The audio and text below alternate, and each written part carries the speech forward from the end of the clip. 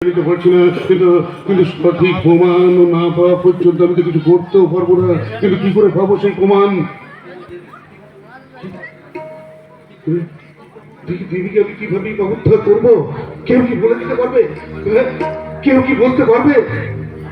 দেবো, আমি কি একটা ডিসিশন দেবো, শুনবেন? কিসের ডিসিশন কাঞ্চন? তাহলে শুনুন।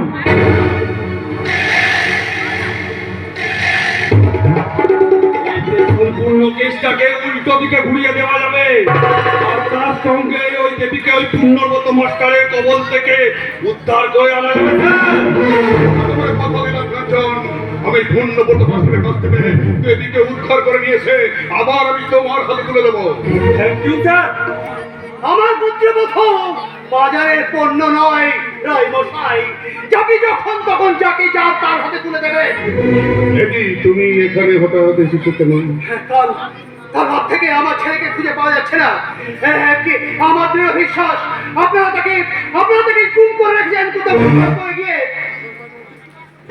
এই তোমার বাচ্চা মাস্টার, তোর কি মাথা খারাপ হয়ে গেছে নাকি?